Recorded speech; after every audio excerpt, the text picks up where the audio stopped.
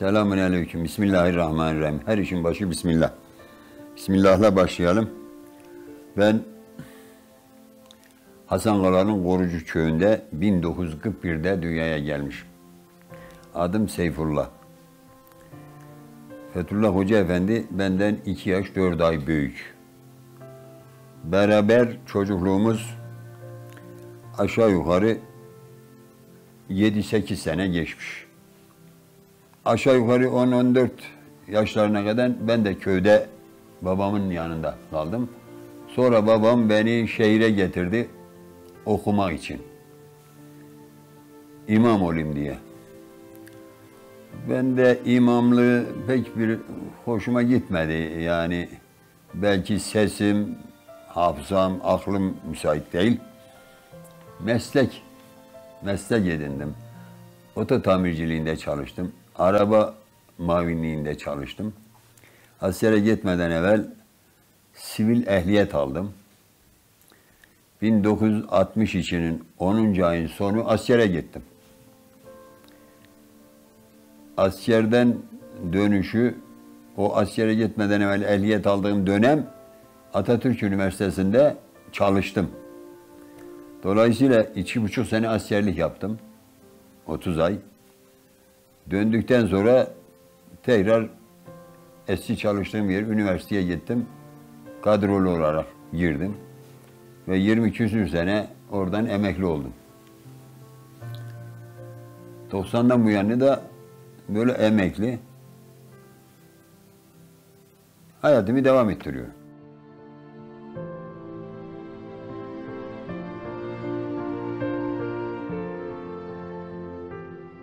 Biz 8 kardeşiz. En büyüğümüz ablamız. Sonra Hoca Efendi. Sonra ben. Benden sonra Mesih Efendi. Vefat eden Nidaya Efendi. Ondan sonra Salih var. Bir kız kardeşimiz daha var. 7 numara. 8 numara Kutbettin isminde erkek kardeşim var. Biri vefat etti. 7'miz hayattayız Hoca Efendi ile beraber. Şimdi Hoca Efendi ile geçirdiğim günler. Hoca Efendi'yle işte 7-8 sene veya 6 sene olabilir. Benim aklım kestikten sonra yani. Bir çocuk işte 2-3 yaşından sonra insanın aklı kesiyor. Hoca Efendi çocuk değildi yani. Bizimle oynamazdı. Biz kapı, baca, sokakta oynarken o hep okuma ve hatta arada sırada bana da mani olurdu. Yani seni amcama haber vereceğim. Şimdi yaş denk geliyor ya, daha o diğerleri küçük. Çocukluğundan çok kendisine dikkat ettiren, benim aklım kesti Hoca Efendi'ye hep hoca dedik biz. Evet, bütün aile, amcalarım, halalar, amcazadeler, yani onda bir hocalık, bir vasfı sezmişler. Ya ismini filan verme değil, hoca diyoruz. Ben askerden sonra, bir askerler bir şey olur ya, kendisi bir özgüven olur, askerlik yaptı filan diye. Hoca Efendi'ye bir sefer ağabey dedim. Bir maslahat için. Ne oldu dedi Sıfat Efendi. Şimdiye kadar kocayık. Nereden oldu ağabey? Yani ben unutarak dedim yani. Hoca Efendi tabii çocuk yaştan kendisine hoca dedi. 12-13 yaşında çıktı bizim köyün camisinde kürsüye çıktı. Vaaz etti yani 12-13 yaşında. Hilaf olmasın. Sonra başka yerlerde yani o merkez vaizi olmadan Diyanet'e girmeden evvel daha çocukluğunda başka yerlerde Alvar Köyü'nde vaaz etti. Bir Ramazan vaazlarına çevre ta belki Tokatlara filan gitmişti. Sonradan kendisi anlatmıştı. Yani Hoca Efendi ta çocukluğundan hoca doğdu. Dünyaya gelmiş hoca olarak. Ailede hep ona iltifat ederdiler. Onun sofrada yeri başkaydı. Biz de pek kıskanmazdık onu yani. O onu severdi. Yani devamlı büyüklerin yanında oturmak, sofrada özel yerinde oturmak ama başka çocuk olunca bir de büyüklerin yanında pek oturmak hoşumuza gitmiyordu. Yani bizi kısarlar, az yederler, çok yederler. Abi bir kenarda olsak kendi hürriyetimiz kendine istediğimiz gibi hareket ederek diye. Ondan sebep onu pek kıskanmazdık. O öyle o şeyi devam ettirirdi. Sancınız devam ediyorsa bulduklarınıza munzam şeyler bulacağınıza inanabilirsiniz. Rabbim sancı çekenler hürmetine bizlerin işlerini de sancıyla doldursun. O sancı belasından bir an bizi cüda eylemesin. Huzurlu aşk belasını ister öyledir. Bir an belayı aşktan eyleme cüda benidir. Ben müsaade ederseniz şöyle demek istiyorum. Hizmet sancısı, dava sancısı, dava ızdırabından Rabbim bir an bizleri cüda eylemesin. Öyle bir duadır ki bu, Mecmu'l Ahzab'ı her gece 2 defa okusanız, 1000 rekat namaz kılıp başınızı yere koysanız, bu sancıyla kıvranmanın 1 dakikada size kazandıracağına kani değilim. 1 dakika uykunuz kaçsın, 1 dakika ellerinizi kasıklarınıza koyun, 1 dakika ellerinizi şakaklarınıza koyun. Yanan İslam dünyasının halini tasavvur edin, tahayyül edin. Gelecek adına ona ait rüyalarınızı gözünüzün önünden geçirin ve bir kere inleyin. Hz. Muhammed rüyası için bir kere inleyin. Onun hülyaları için bir kere inleyin. Sonra tabii askerden evvel benim askerliğime gitmeden evvel Hoca Efendi merkez vaizliği imtihanına gitti Ankara'ya. İlan edilmiş gazetede. Haberli gitti yani haberimiz var. Gitti imtihana. İşte nüfus kağıdına göre esas yaşına göre 18. Fakat nüfus kağıdına göre 16. Çünkü Hoca Efendi orasını atladım da çocukluğumuz. Hoca Efendi'yi nüfuza ben doğana kadar geçirmemişler. İsminde Fethullah var diye tek parti dönemi. Bu ismi nüfuza geçemeyiz. O sırası nüfus memuru demiş. Sonra ben olduktan sonra, ben dünyaya geldikten sonra babam o zamanın bizim köyde karakol var. Bizim köy İpek yolu üzeri. Karakol başçavuşuyla samimi olduğu için kendisi de ihtiyar heyeti olmuş. İşte başçavuş anlatmış böyle benim bir oğlum var 2,5 yaşına giriyor. Nüfusa kaydetmedi o nüfus memuru. Allah var. O Allah kelimesi olmayacak. Ya FETÖ diyeceksen veya başka bir isim vereceksin. Gerçek. Sonra ben dünyaya geldikten sonra başçavuş demiş tamam o zaman sen yarın Hasan Kali'ye gel ben oradayım. Gidek ben çocukları kaydettireyim. Başçavuş geçmiş nüfus müdürüne emir vermiş. Bu Ramiz Efendi'nin çocukları var 2 tane onları nüfusa kaydedeceksin. İsimleri de neyse onu yazacaksın. İtiraz yok. O da baş üstüne komutanım. Tabii emir onlarda. İşte babam orada beklemiş. İsmini söyle, doğum tarihini söyle. Her ne kadar da geçmişe doğum tarihi söylemişse yok geçmişe yazamayız. Bugünkü tarihi yazacağız demiş. Beni, amcamı, Hoca Efendi'yi 1942 doğumlu olarak kaydetmiş. İşte o sıra nüfus memuru nüfusa geçerken beni Ramizoğlu Seyfullah demiş. Şamiloğlu amcamı Seyfettin demiş. Hoca Efendi'yi de Fethullah demiş ama 42'li yazmış. 42'li doğumlu yazmış. Sonra Hoca Efendi işte benim adım da Sibgatullah. Halk arasında, aile arasında Sibgatullah. Sibgatullah'a dili dolanıp yazamamış nüfus memuru. Sibgatullah. Hatta demiş hatırladığıma göre bu bir ayet. Bunu hiç yazamayız demiş. Yani Sibgatallahi ve men ehsenu minallahi sibga şeyde var ya Bakara'nın son seferinde. Onu da yazmış. Ben tüm Sibgatullah yerine Seyfullah yazmış. Dolayısıyla işte Hoca Efendi merkez bayizliğine gitti. Oradan Edirne'ye. Yaşar Tuna Gör hocam. Hoca Efendi'nin imtihandaki kabiliyetini, hassasiyetini görünce hiç tanımıyor, bilmiyor. Kapının önüne çıkmış, beklemiş. Orada demişler ki, ya Hoca efendi sen güzel her şeyi kazandın da sen 42 doğumlusan, daha 16 yaşındasın. Seni biz resmi vazifelendiremeyiz. Yoksa merkez vaizliğini kazandın. Hem yazılıda hem sözlü de bir cahil. Yaşar Tuna gör de o sıra Diyanet Reisi vekili, yardımcısı yani. Kapının önüne çıkmış, Hoca Efendi'yi beklemiş. Hocam da biraz üzülmüş orada ama yani bir görev alsa daha iyi olacak. En azından kitap parası olacak, kitap alacak zaten. Eline ne paracıysa kitaba yatırıyor. Tunacık hocam kolundan tutmuş Hoca Efendi'nin. Gel bakayım delikanlı. Nerelisin? Erzurumlu. Seni ben bir yere görevlendirsem geçici imam olarak gider misin? O da bir babama danışayım demiş. Eğer uygun görürse. İhbarlı bir telefonla zannedersem babama sormuş ki böyle böyle bir merkez vaizliği kazandım ama yaşım küçük olduğu için memuriyet vermiyorlar. Geçici olarak bir imamlık Edirne'de veriyorlar. Gidebilir miyim? Babam da siz bilirsiniz demiş. Yani babam çok saygılı Hoca Efendi'ye. Her şeyine onay veriyor. Çünkü biliyor yanlış yapmayacağını. Emin. Hoca Efendi Edirne'ye gitti. Hoca Efendi Edirne'ye gittikten bir sene sonra veya 1,5 sene sonra annem çok üzülüyor. Ben de İstanbul'a gitmek istiyorum. Yani Erzurum'da iş yeri yok filan, çalışıp para kazanmak, aileyi geçindirmek. Hoca Efendi de yok, aile bize kaldı. İşte gittim İstanbul'a, gittim Hoca Efendi'yi Edirne'de ziyaret ettim. Bir caminin penceresinde kalıyor. Bir adamlık yer. Efendi gündüzün bana işte salata, ekmek, peynir ikram etti.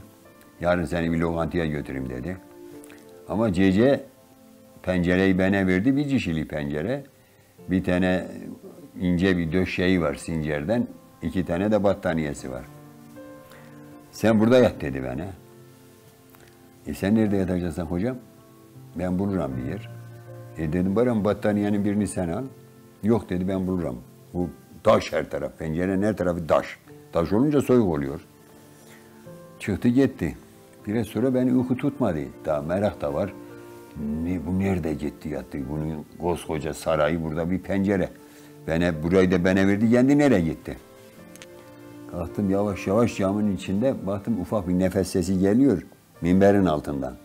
O minberlerin altı boşluğu olur ya, mübarek adam oraya altına bir seccade sermiş, başına da bir tane şey koymuş, rahle.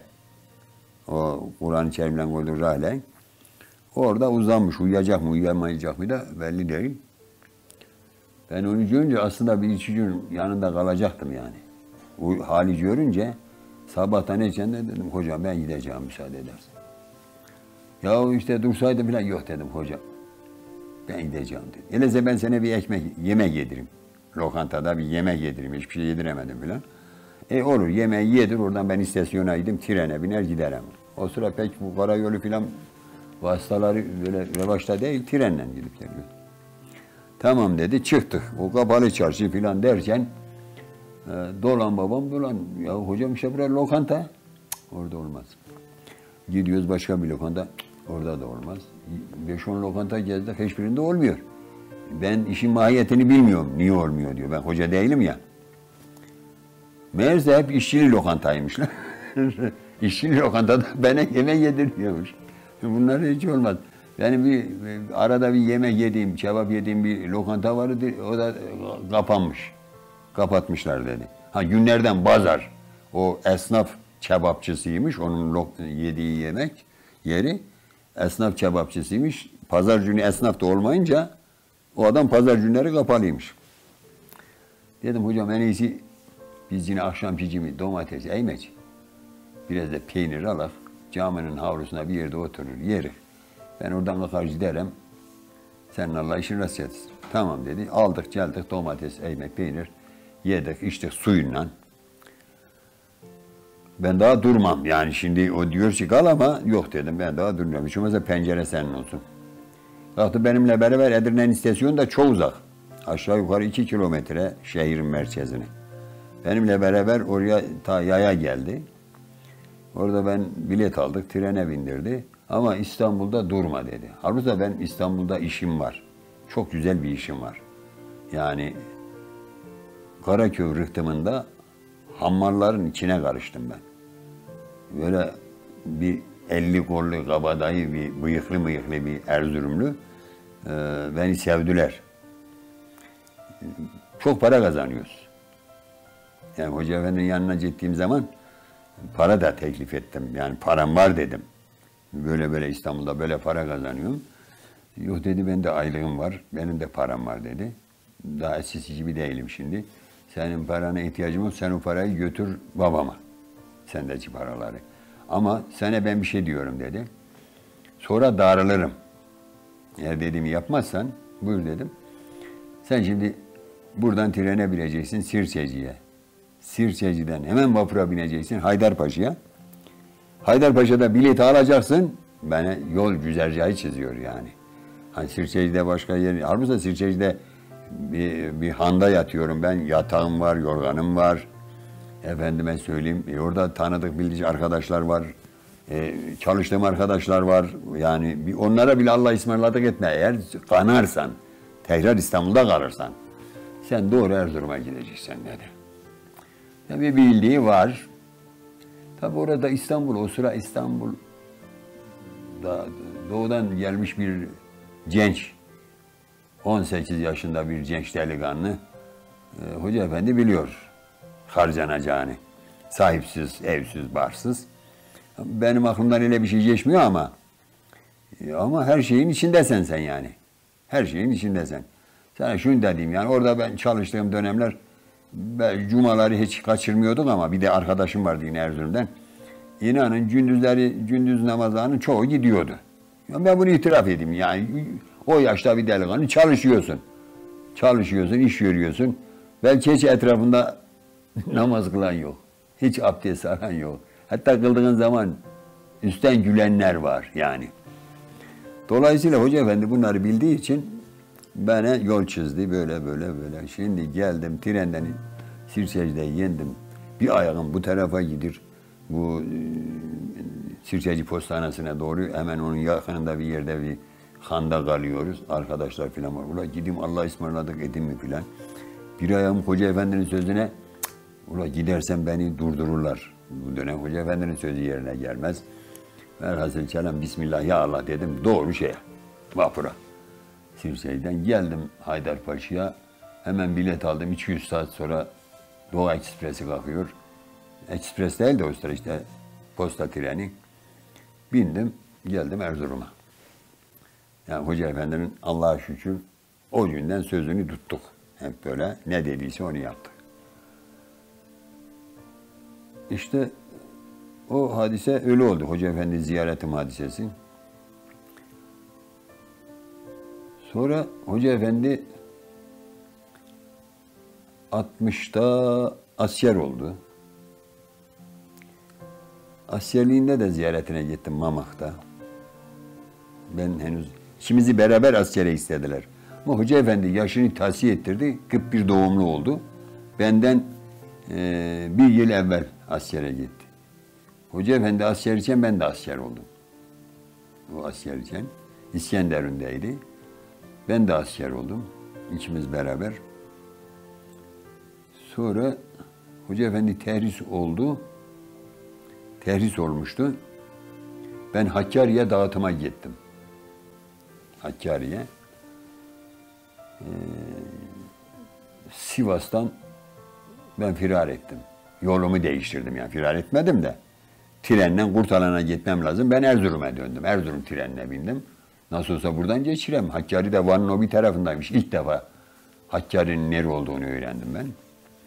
Geldim Erzurum'a. Hoca Efendi'ni de biliyorum. Terhis olmuş. Erzurum'da duruyor.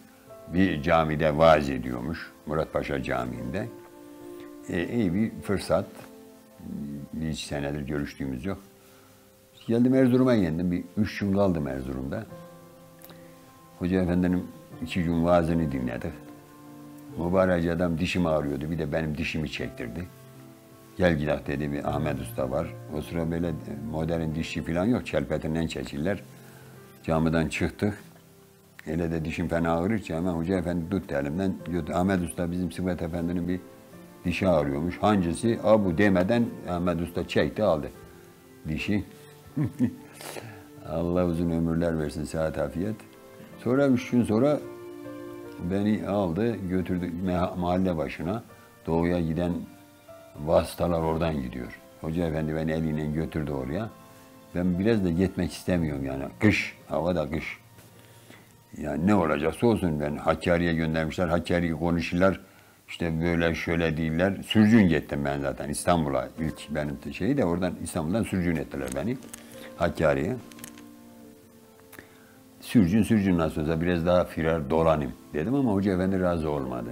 Beni götürdü mahalle başına. Oradan Ağrı minibüsüne bindirdi. Minibüs şoförüne sıkı sıkı tembih etti. Bu askeri sen Van'a giden bir arabaya bindireceksen oradan da işte Hakkari'ye gideceğiz. Öyle direkt Hakkari'ye falan vasıta yok. İşte Ağrı'ya gittim. Ağrı'dan minibüsüne, kaloriferi yok minibüsün, teze sobası yani minibüste. Minibüsün içinde arkada bir soba kurulu, borusu arkadan çıkmış. Kış soğuk, tezeh yakıyorlar, minibüsün içi ısınıyor. Ağrı'ya ile gittik. Ağrı'dan da bir minibüsüne Van'a gittim. Tam 24 saate Van'a gittim. Oradan işte sordum, soruşturdum. Jandarma merkezine gittim. Merkez komutanlığına. Dediler ki yarın Hakkari postası var. Burada dur. Orada beni misafir ettiler o jandarma merkezinde. Bir günde firarım var, 2 gün firarım var dediler. Seni cezalandırırlar. İşte yollar kapalı dedim. Mezeretim var yani. Yollar kapalı, gelemedim bile. Beni misafir ettiler. Ertesi gün işte onlardan bir arkadaş, asker arkadaş beni getirdi. Hakkari postası var, otobüs. Ona bindirdi. Gittim Hakkari'ye. Hakkari'de tam 25 ay kaldım. Terhis olduktan sonra da geldim Hoca Efendi İzmir'de, Edremit'te. Merkez vaizi. O terhis olduktan sonra önce bir Trakya'da yine bir resmi görev almıştı. Ben askerken Kırklareli'nde, sonra işte Edremit merkez vaizi yine. Edremit'te haftada bir gün cumaları merkez vaiz veriyor, sonra İzmir'e geliyor. Kestane Pazarı'ndaki işte İmam Hatip talebelerinin müdürlüğü yapıyor. Askerden geldikten sonra gittim ziyaretine. İşte yeni Edremit'e gitmişti. Kestane Pazarı'nda olduğunu işte biliyorduk. Kestane Pazarı'nı soracağız, öğreneceğiz. Otobüsüne gittim İzmir'e. İşte yendim o Kemeraltı. İlk defa İzmir'e gitmişim. Orada bir taksici var. Dedim kardeş beni bu Kestane Pazarı Camii'ne götüreceksin. Sabah erken böyle.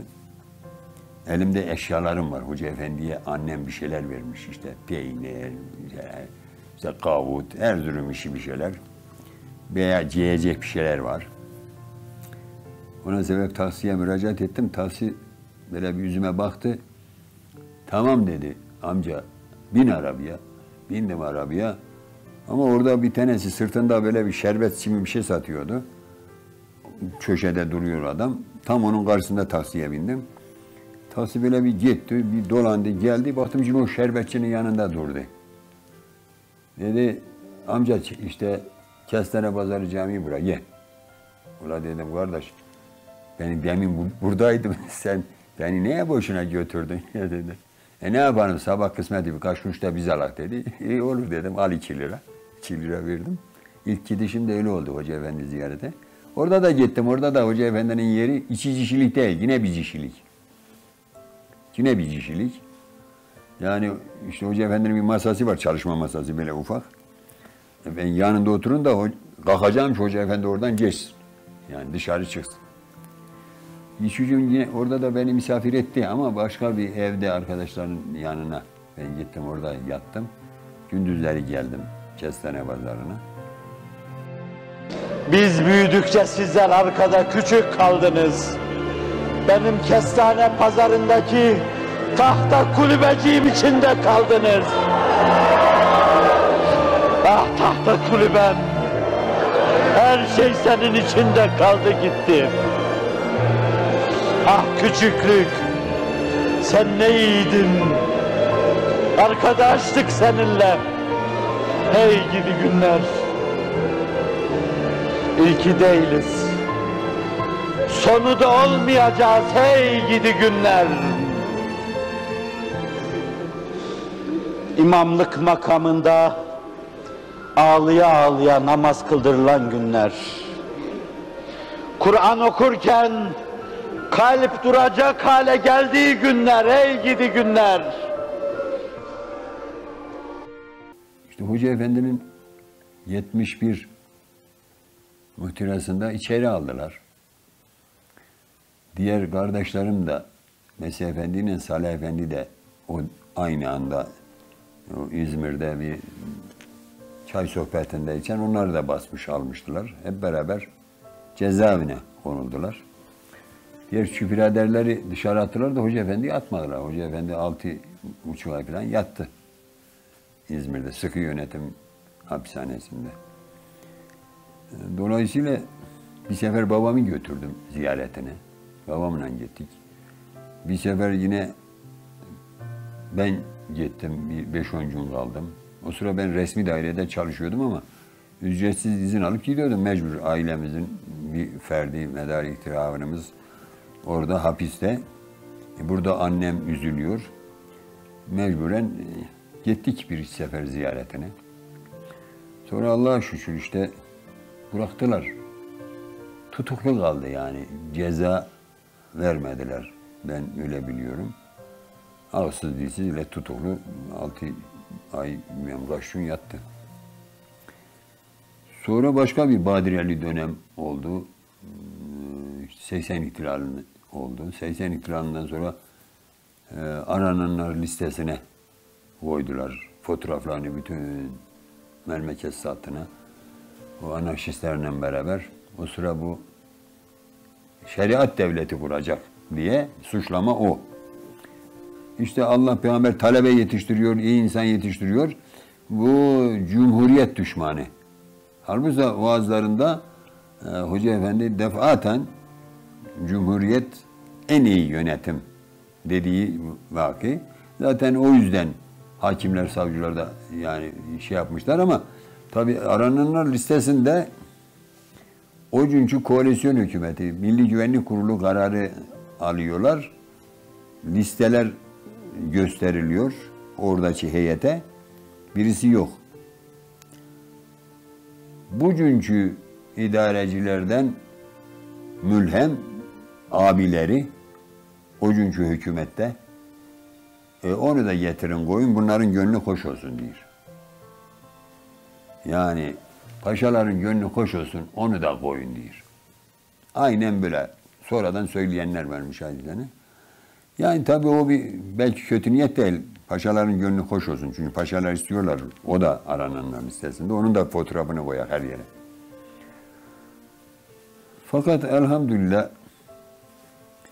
hem kendisi bir sürü meşakkate katlandı. Yakalanmadı onlara 7-8 sene. Erzurum'a geldi, Erzurum'da kaldı. İstanbul'da ben 3 ay gittim. Geldim, ona aşçılık yaptım. Kaldığı yerlerde, kimsenin bilmediği yerlerde. 2-3 asırdan beri din olan cemaatin gözyaşlarını dindir ve bizleri güldür Allah'ım. İmam-ı Müezzini müftisi vaazıyla, cemaatiyle bütün bir millet olarak tevhidin 9 asırlık bayrakları, şu soylu, şu asil, şu necik milleti güldür Allah'ım. Güldür de güller verirsin. Hele güldürmenin tecrid ettiği andan itibaren yüreğimiz gürleye gürleye derin bir ümitle artık güldür Allah'ım. Camiye bir kere gelenleri de güldür Allah'ım. Kapının tokmağına bir kerecik dokunanları da güldür Allah'ım. Yumuşak kalplerini Allah'ım. İman nuruyla doldur Allah'ım. Duama tesir ihsan eyle Allah'ım. Saygısızlık yaptım Allah'ım. Edepsizlik yaptım. Ama benim şanım, halim sen biliyorsun. Kime ne diyeyim? Öteden ben hep böyle yaptım. İndim utandım. Lillahi Teala'l-Fatiha. Lillahi Teala'l-Fatiha.